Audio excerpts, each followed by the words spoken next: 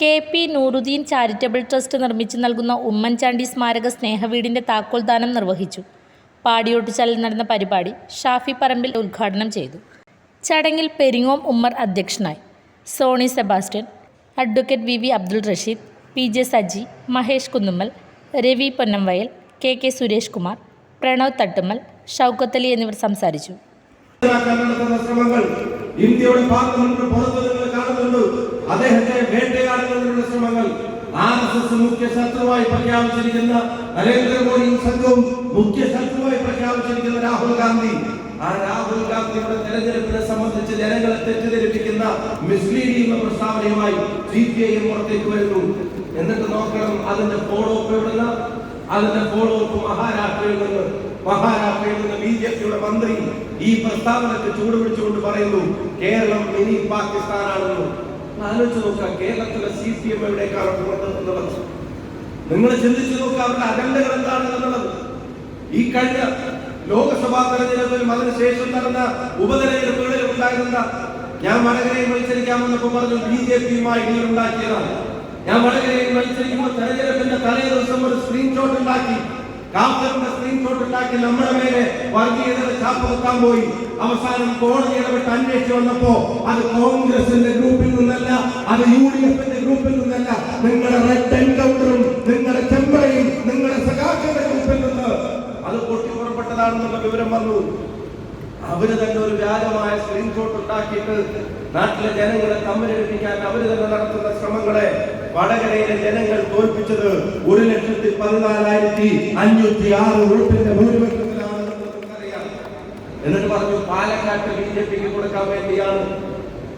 ഒരുത്തരെ കാല് മാറ്റി, കൈ മാറ്റി, നിറവ് മാറ്റി, നേരെ വെളുത്തപ്പത്തേക്കും അപ്പുറത്തേക്ക് വന്നിട്ട് അതോടുകൂടി പാലക്കാട്ടെ കോൺഗ്രസ് അങ്ങ് ഒലിച്ചു പോകുമെന്ന് വാർത്ത കൊടുത്തു. വലിയ പ്രചരണങ്ങൾ നടത്തി, നിങ്ങൾ പത്രസമ്മേളനങ്ങൾ നടത്തി, രാവിലെ ഉച്ചയ്ക്കും വൈകുന്നേരം നിങ്ങളുടെ കുറ്റം പറഞ്ഞു. എന്നിട്ട് പറഞ്ഞു പാലക്കാട് അവർ എടുത്തു പിടിച്ചു എന്നൊക്കെ വലിയ പ്രചരണങ്ങൾ നടത്തി. BJPക്ക് പാലക്കാടിനെ കൊടുക്കാൻ വേണ്ടിയാണ് ഞാൻ വടകരയിലേക്ക് വന്നെന്ന് ഉൾപ്പെടെ പറഞ്ഞു. അവസാനം പാലക്കാട്ടെ തെരഞ്ഞെടുപ്പില് രാഹുൽ മാങ്കൂട്ടത്തിൽ കേരളത്തിന്റെ നിയമസഭയിലേക്ക് പോയത് 18,000-ലധികം വോട്ടിന്റെ ഭൂരിപക്ഷത്തോടു കൂടിയാണെങ്കിൽ, റെക്കോർഡ് ഭൂരിപക്ഷത്തോടു കൂടിയാണെങ്കിൽ, അവിടെ ഈ ജനങ്ങൾ നിങ്ങളുടെ മുഴുവൻ പ്രചരണങ്ങളെയും കുറിച്ചു. നിങ്ങൾക്കറിയാം, പരാജയപ്പെട്ട ചേലക്കര പോലും 39,000-ന്റെ ഭൂരിപക്ഷമുള്ളിടത്ത് നിന്ന് അതിന് 13,000-ലേക്ക് കൊണ്ടുവന്നിട്ടാണ് തെരഞ്ഞെടുപ്പ് അവസാനിച്ചത്. അപ്പൊ അവരുടെ അവസ്ഥ എന്താണെന്ന് മനസ്സിലാക്കിയപ്പോ പിന്നെ തുടങ്ങി എന്താ, മുഖ്യമന്ത്രി ഉൾപ്പെടെയുള്ള ആളുകൾ, ഇവരുടെ നേതാക്കന്മാർ, വിജയരാഘവൻ ഉൾപ്പെടെയുള്ള ആളുകൾ അവരുടെ പ്രചരണങ്ങൾ തുടങ്ങി. എന്താ പ്രചരണം? പിന്നെ വർഗീയതയുടെ ചാപ്പയാണ്. ഒരു ജനത ഒന്നടങ്കം ഇതുവരെ ഇല്ലാത്ത ഭൂരിപക്ഷത്തിൽ പ്രിയങ്ക ഗാന്ധിയെ ഇന്ത്യൻ പാർലമെന്റിലേക്ക് അയച്ചു. അവിടെയും വർഗീയതയുടെ ചാപ്പ കുത്താൻ നോക്കുന്നു. ഇപ്പൊ കാണുന്നത് എന്താ? സുരേന്ദ്രന്റെ പാസിന് ബോളടിക്കാൻ ശ്രമിക്കുന്ന പിണറായി വിജയനെയാണ് കേരളത്തിലെ ജനങ്ങൾ കണ്ടുകൊണ്ടിരിക്കുന്നത്. ഇവിടുത്തെ സാധാരണ CPM-കാരും പോലും കണ്ടുകൊണ്ടിരിക്കുന്നത്. Sona gold, diamonds and jewellers. കുതിച്ചുയരുന്ന സ്വർണ്ണവില ഇനിയൊരു പ്രശ്നമേ അല്ല. സോന ഗോൾഡ് ആൻഡ് ഡയമണ്ട്സിൽ സാധാരണക്കാർക്കും തവണ വ്യവസ്ഥയിൽ സ്വർണം വാങ്ങാൻ സുരക്ഷിതമായ ഗോൾഡ് പർച്ചേസ് സ്കീമുകൾ ആരംഭിച്ചിരിക്കുന്നു. മാസത്തവണകളിലായി 1000 രൂപ മുതലടച്ച് നിങ്ങൾക്ക് ഇഷ്ടമുള്ള ആഭരണം സ്വന്തമാക്കാം.